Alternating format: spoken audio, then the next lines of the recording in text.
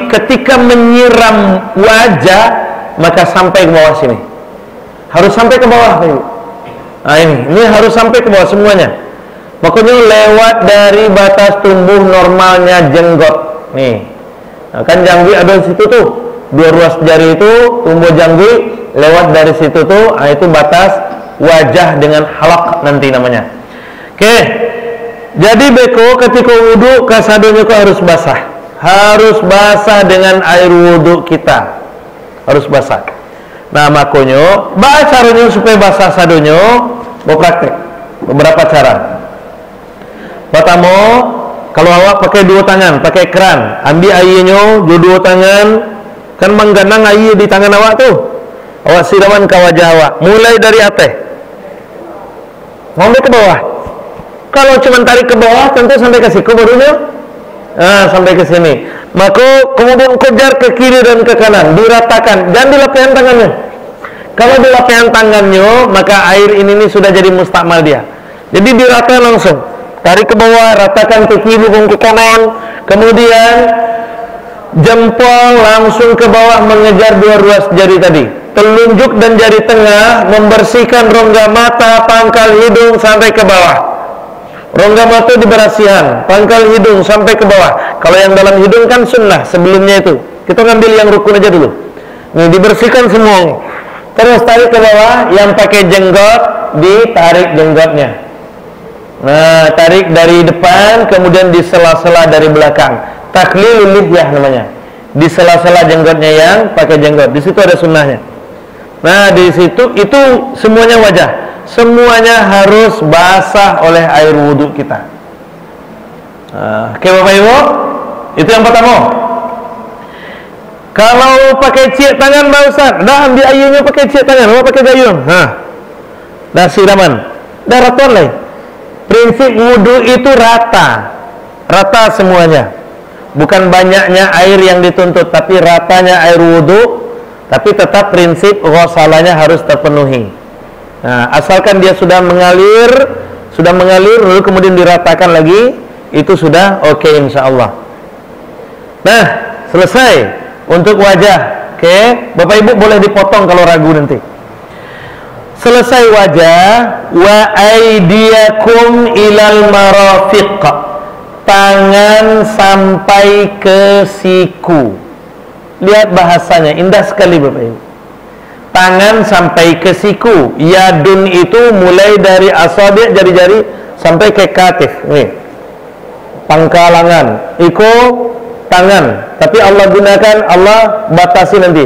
Ada kafun, ada asabi', ada kafun, ada ruskun, ada sa'in, ada mirfak, ada katif. Sampai di sini. Nah, Allah batasi dengan kalimat ilal mirfak, ke siku kata Allah. Berarti batasnya ini. Batasnya ini. Maka lengan yang ini tidak perlu. Yang ini tidak dituntut lagi karena sudah dibatas oleh Allah. Satu. Kemudian Bapak Ibu, di situ Allah gunakan huruf ila. Huruf ila. Wa aydiyakum ilal marafiq. Ila itu dalam bahasa Arab harful lil ghayah. Huruf untuk menunjukkan tujuan. Huruf menunjukkan tujuan. Nah, ilal mirfaq berarti tujuannya siku. Kalau tujuannya siku, maka otomatis membasuh tangan mulai dari ujung-ujung jari. Kan batas tangan yang harus dibasuh itu ujung jari sampai ke siku, atau siku sampai ke ujung jari. Tapi bahasa Al-Quran itu ilal mirfaq, ke siku. Kalau ke siku berarti mulainya dari ujung jari. Ada enggak Bapak Ibu orang yang membasuh tangan nyedian karena nyodon siku gosok-gosok elai? Atau nyambil gayung nyesiramnya? Ada? Nah, itu dia. Itu dia Bapak Ibu. Allah mintanya dari ujung jari ke siku, awak magiahnya dari siku ke ujung jari. Nah, ketika dia giah dari siku ke ujung jari, berarti akan muncul masalah di situ. Tapi kan sah Ustaz? Sah, iya. Maka kembali lagi ke perkara awal tadi, yang kita inginkan bukan hanya sekadar sah dan batal. Target kita adalah nilai. Kalau sah dan batal berarti lulus KKM punya. Lah lulus KKM malah mah. Kalau cuma lulus KKM berarti nilainya lapeh makan ya Pak. Lapeh makan setuju. Yang kita inginkan itu ada ziyadatul khair tadi. Samo jiko Pak Ibu. Awak suruh anak awak misalnya kakadai.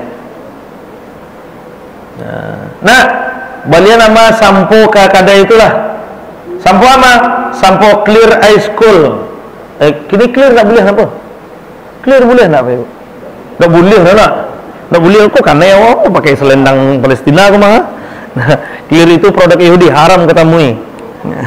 Ya, haram pakai produk Yahudi kan, produk-produk yang mendukung agresi. Ya, jadi tidak boleh. Tapi kita ambil contoh aja, contoh. Ya, yang tadi asulah. Kita sudah ya dari clear berlari ke kemana berlarinya? Ke produk Indonesia, kayak zinc kan? Oke Bapak Ibu, kita ambil contoh clear itu. Amu dulu, biasanya pakai clear, tapi kini tidak lagi. Aleh mau menceli. Ya, termasuk menceli aqua tuh malah. Menyusui tadi. Nah, jadi Bapak Ibu, awak suruh anak awak misalnya, nah beli nama sampo clear ice cool mentol, kada itulah clear ice cool mentol warna hijau. Pailah anak awak tadi kakadai. Tahu-tahu pulang nyoba clear hitam, clear komplit. Sama-sama sampo lah. Sama-sama clear. Tapi yang awak minta dapat tak? Tuh. Padahal sama-sama clear, sama-sama memberasihan rambut. Tapi yang awak inginkan tak dipenuhi, tentu agak kurang juga jadinya rasa tadi itu. Itulah kira-kira Allah maunya, wahai hambaku berwuduklah, basuhlah tanganmu, kata Allah. Basuh tangan itu beko dari ujung jari ke siku, kata Allah. Awak agih juga dari siku ke ujung jari. Sesuai Bapak Ibu. Wuduknya tetap sah, tapi nilainya ini yang jadi masalah. Maka Bapak Ibu akan berbeda nilai. Misalnya si A sholat ketika wudu membasuh tangan dari ujung jari sampai ke siku. Di sebelahnya si B sholat ketika berwudu membasuh tangannya dari siku ke ujung jari. Sholatnya sama, safnya sama, tapi nilainya insya Allah berbeda. Kenapa berbeda? Karena cara dia memperlakukan ayat yang dituntun dan dituntut oleh Allah itu berbeda. Nah, itulah kira-kiranya. Maka berikan sesuai dengan apa yang diinginkan oleh Allah Subhanahu wa taala, karena di situ kita akan dapatkan nilai yang sempurna. Nah, begitu dia. Oke, Pak Ibu, maka membasuh tangan ilal marafiq, mulai dari ujung-ujung jari baru ke siku arahnya. Dari ujung-ujung jari ke siku. Gosok. Apalagi Bapak Ibu, kalau kita basuh dari siku, awak siram dari siku misalnya, air beku akan meluncur di kuku awak itu. Nah, nan bedonya kok ada di antara kita yang hobi memanjang-manjangan kuku. Hobi memanjangkan kuku atau lupa memotong kuku sesuai sunnahnya satu hari Jumat tuh. Awak siram dari dari siku, turunnya ke ujung-ujung jari. Maka kulit yang di bawah jari, di bawah kuku itu dikhawatirkan tidak tersentuh air wudhu. Kulit yang di bawah kuku, seketeknya Ustaz. Iyo seketek, tapi ini berhak. Ini punya hak. Kalau tidak awak lagi haknya, tentu jadi masalah. Nah, gitu dia. Oke, Pak Ibu. Nah, tangan. Kemudian apa lagi? Wamsahu biru'usikum, dan imsahlah kepalamu. Allah tukar, Allah robah kalimatnya. Untuk wajah tadi pakai ghasala. Falsilu wujuhakum. Untuk tangan diataf ke falsilu wujuhakum. Wa aydiyakum. Maka untuk tangan pun harus pakai ghasala. Pakai air banyak juga, pakai air mengalir juga. Tapi untuk kepala ternyata tidak. Untuk kepala Allah gunakan kalimat berbeda, bahasanya berbeda. Wamsahu, imsah, dari kata masaha. Masaha itu Bapak Ibu membasuh, tapi kalau harus dengan air berarti membasuh tapi tidak air mengalir. Kalau membasuh wajah tadi dengan air harus mengalir, untuk kepala tidak tuntut air mengalir, tidak dituntut air mengalir. Karena pakai masaha, makanya menghapus papan itu pakai masaha. Imsahi sabura misalnya kan, hapuslah papan itu, dihapus, diusap. Makanya bahasa fikih itu mengusap bukan membasuh. Untuk kepala diusap bukan dibasuh. Jadi caranya, ya udah ambil airnya sudah itu buang beliau, tumpahan beliau. Ambil airnya, tumpahan air yang lengket di tangan itu yang awak usapkan ke kepala, itu yang masaha. Tapi kalau awak ambil airnya awak siraman ke kepala awak, itu ghusalah. Celiklah anak-anak awak wudu apa itu. Celik anak-anak tu wudu. Kepala tu ambil airnya siraman bentuk orang mandi itu. Itu ghusalah bukan masaha. Allah mintanya masaha bukan ghusalah. Awak dia ghusalah. Jadi masalahnya. Jadi masalahnya. Maka untuk kepala cukup masaha kata Allah. Imsah, diusap saja. Tak perlu disiram banyak-banyak airnya. Itu dia. Itu untuk kepala, pakai masaha. Kalimat berikutnya untuk kepala ini uniknya Bapak Ibu, Allah tambah huruf ba. Maka sebelum kata ra'sun, jamaknya ru'us itu ada huruf ba-nya dulu. Wamsahu bi ru'us, ada ba-nya. Kita perhatikan tadi untuk wajah tidak ada ba-nya Bapak Ibu. Untuk wajah falsilu wujuhakum langsung. Basuh wajah itu langsung. Tidak ada huruf ba di situ. Tidak ada biwujuhikum, tidak. Nah, untuk tangan juga langsung. Tapi untuk kepala pakai huruf ba. Munculnya huruf ba ini pasti bukan tidak sembarangan. Pasti tidak sembarangan Allah nambah-nambah aja, tidak. Pasti ada maksud tertentu di situ. Nah, apa maksud Allah dengan menambahkan huruf ba itu? Maka kita lihat tafsirnya, kita lihat penjelasannya. Munculnya huruf ba, kita lihat makna huruf ba untuk ayat ini. Apa makna huruf ba di situ? Ada dua maknanya ba itu. Yang pertama bimakna kulluh, bermakna seluruhnya. Maka untuk kepala itu juga diusap seluruhnya. Nanti makna yang kedua bimakna ba'at, bermakna sebagian. Maka keluarlah hukum fikih mengusap sebagian kepala. Kita lihat satu-satu Bapak Ibu. Mengusap seluruh kepala, itu yang dipraktikkan oleh Nabi seperti yang diceritakan di dalam hadis riwayat Abu Daud dan Tirmizi itu. Bahwa Rasulullah SAW ketika mengusap kepala, beliau usap dari depan sampai ke belakang. Ini yang bermakna seluruhnya. Bermakna seluruhnya. Jadi Bapak Ibu, Nabi itu kalau wudu pasti untuk kepalanya diambil airnya, ditumpahkan, diusapkan ke kepala. Mulai dari normalnya tumbuh rambut. Ini yang ra'sunnya itu, ini batas awalnya. Normalnya tumbuh rambut sampai ke belakang. Batas tumbuh rambut di belakang. Ini yang kepala. Yang kepala yang dimaksud di dalam ayat ini. Ini yang dibasuh, yang diusap oleh Rasulullah. Nah, kalau kita ngambil yang semuanya ini, dia ada dua caranya tuh Bapak Ibu. Ada dua caranya. Yang pertama bitayyiril ash'ar, dengan merubah bentuk rambut. Merubah bentuk rambut itu Bang. Maaf nampak botakmu. Diambil airnya, ditumpahkan, disiraman ke kepala awak dari muka, diusapkan ke kepala sampai ke belakang. Nah, tiba di belakang tu balik ke muka. Balik ke muka. Bitayyiril ash'ar, sehingga rambut itu tagak-tagaknya. Rambut Ustaz tagak-tagaknya mak? Iya, memang pendek baca lah ya. Jadi berubah rambut itu Bapak Ibu. Berubahnya, tagak-tagak kusuk rambut awak adanya. Itu cara yang pertama. Jadi dari depan terus ke belakang, terus ke depan lagi, baru turun. Langsung turun ke telinga. Langsung turun ke telinga. Karena telinga itu sunnah ya Pak ya. Sunnah kan? Nah, jadi kepala itu, telinga bagian dari kepala nantinya. Ketika mengusap kepala langsung ke telinga. Jadi telinga tidak perlu ngambil air baru lagi. Kalau ngambil air baru boleh? Boleh. Tapi telinga biasanya dia langsung dari kepala tadi langsung ke telinga. Karena telinga itu sunnah. Ya sunnah Pak Ibu. Yo. Kalau awak wudu tinggal telinga awak boleh ya? Boleh enggak? Enggak boleh. Enggak boleh, Bang. Iya, di malu alatan telinga awak lah. Iya, tetap harus dibawa aja telinga tu.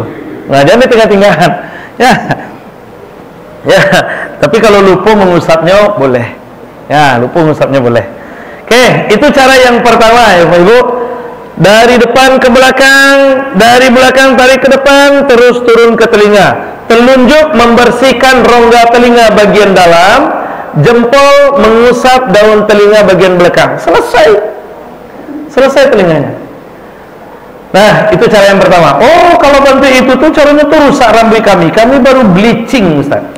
Baru rebonding. Habis 300.000 untuk bleaching. Masuk ya digosok busuk bentuk itu tuh rusak rambut kami. Maka pakai cara yang kedua. Kalau ingin juga ya total seluruh kepala itu. Pakai cara yang kedua. Cara yang kedua biduni taghyiril asy'ar, tanpa merubah bentuk rambut. Tanpa merubah bentuk rambut itu bagaimana? Awak usap dari depan sampai ke belakang, tiba di belakang walapehan dulu. Walapehan dulu. Nah, baru awak ke telinga awak. Baru ke telinga. Ambil air baru untuk telinga. Iya, karena kita tangannya sudah lepas. Karena tangannya sudah lepas, ambil air baru untuk telinga dia. Kalau kita ingin dapatkan sunnahnya mengusap telinga. Itu caranya. Oke, Bu? Nah, jadi aman rambutnya. Hah? Ibu-ibu gitu juga. Nah, ibu-ibu boleh yang ingin ngambil sampai ke belakang boleh. Kalau rambutnya panjang, Ustaz, yang diminta itu bukan rambut tapi kepala. Nah, maka diusapnya kepala, bagian kepala saja. Enggak perlu lagi kalau rambut ke bawah. Nah, tuh. Kalau ndak kasadonya boleh, Ustaz, boleh saparose boleh. Maka ba yang kedua maknanya ba'd, dimakna ba'd. Bermakna sebagian. Keluarlah hukum fikih mengusap sebagian kepala. Nah, cuman sebagian kok, yang sebagian yang harus diperhatikan. Sebagian kepala itu Bapak Ibu, setidaknya kalau kita ambil yang dari muka tuh, tibalah di ujung di ubun-ubun awak. Sikonya. Ubun-ubun. Ada anak-anak bayi awak, anak ketek, cucu awak yang lunak kepalanya kan. Itu di bawah Bapak Ibu, itu inti otak tuh. Itu inti otak. Makanya nanti akan ketemu hadis Rasulullah, kalau kamu marah berwuduklah, kata Rasul kan. Kalau kamu marah berwuduklah, supaya apa? Supaya air kau meresap, tiba di siku kau meresapnya ke bawah, sehingga dingin kepala tu tidak jadi berang. Jadi ubek berang tu wuduk tu. Berang tu ubeknya cuma dua, Bapak Ibu. Bau wuduk cik, bacamin cik. Jadi kalau awak sedang berang-berang, kalau tidak sempat bau wuduk, bacamin. Calik muka awak sedang berang-berang tu. Insya Allah reda marahnya nanti itu. Ya, nah itu dia. Jadi sebagian itu sampai ke ini, upayakan ini. Disinilah muncul masalahnya yang mengusap 3 helai rambut itu. Itu dari mana datangnya yang 3 helai rambut itu? Dari mana datangnya yang 3 helai rambut itu? Dan muncul lagi masalah ibu-ibu paidakwis tadi. Nyopakai jilbab sagiampe, malih membuka wajah, membuka jilbab ko, akhirnya berwuduk bagi konses ketia. Semuanya tuh. Jadi masalah dia Bapak Ibu. Ini masalah dia. Karena tidak sampai sebagian. Yang sebagian itu sampai ke sini. Nah, itu dia. Sedikit lagi Bapak Ibu, makna sebagian yang dimaksud oleh Allah dengan munculnya huruf ba itu bukan hanya sebagian yang ini. Kalau sebagian yang di atas ini bermasalah, kita boleh kok ngambil sebagian yang lain. Awak mau nyen durian, sedang mau nyen durian, ambil durian tuh, tahu-tahu plek jatuh durian, tiba di kepala, baper ban kepala kok. Awak ke bawah dua, caranya lain. Ambil sebagian yang lain, usap bagian yang lain. Bagian yang lain yang mana? Boleh ambil yang belakang, boleh kok. Jadi awak wudhu, selesai basuh muka, basuh tangan, usap kepala yang bagian belakang. Dah, aman. Itu yang bermakna sebagian. Oke, terakhir, kaki sampai ke mata kaki. Sama aja tangan tadi, kalau tujuannya mematuk kaki berarti mulainya dari ujung-ujung jari kaki. Jadi memasuk kaki itu mulai dari ujung-ujung jari. Nggak bentuk orang main takraw. Kadang-kadang bentuk orang main takraw saya Pak. Yang idean keren, hanya doan saya tuminya nih. Nah, doan tuminya ke bawah aja itu. Nah, itu masalahnya nanti tidak terpenuhi prinsip sehingga itu akan mengurangi dan merusak nilai jadinya. Kita ingin mendapatkan apa yang diinginkan oleh Allah Subhanahu wa ta'ala, maka sempurnakan itu. Bahkan untuk kaki Bapak Ibu ada sunnahnya lagi, menyela-nyela jari kaki. Dan menyela jari kaki itu juga uniknya dengan satu jari, beda dengan tangan. Kalau tangan langsung 5 jari, menyela jari tangan langsung 5 jari. Tapi kalau kaki enggak, kaki itu cie-cie, disela-sela satu-satu. Nah, di situ sunnahnya. Kalau ingin dapatkan pahala sunnah tambahan lainnya, itu dia. Oke Bapak Ibu. Dan selama berwudu hendaklah kita upayakan sekhusyuk mungkin tanpa berbicara dengan saudara-saudara kita, karena khusyuknya kita ketika wudu itu akan mempengaruhi nanti khusyuknya sholat kita. Maka di saat berwudu itu banyak hikmah yang akan kita dapatkan. Bahkan di banyak-banyak hadis Rasulullah sampaikan, diantaranya akan menggugurkan dosa-dosa kita ketika kita menyempurnakan air wudu itu. Maka mari kita sempurnakan wudu kita, mudah-mudahan Allah gugurkan dosa-dosa kita. Amin ya rabbal alamin. Dosa-dosa kita gugur, sholat kita juga sempurna. Itu yang kita harapkan. Baik Bapak Ibu, barangkali itu dulu untuk malam kini, karena waktu kita terbatas. Mudah-mudahan ada manfaatnya bagi kita bersama. Sekedar mau ulang-ulang, nanti insya Allah kita diskusikan kalau ada ya perlu kita diskusikan. Kita akhiri dengan hamdalah, alhamdulillahirabbil alamin, subhanakallahumma bihamdik, asyhadu an la ilaha illa anta, astaghfiruka wa atubu ilaik. Assalamualaikum warahmatullahi wabarakatuh.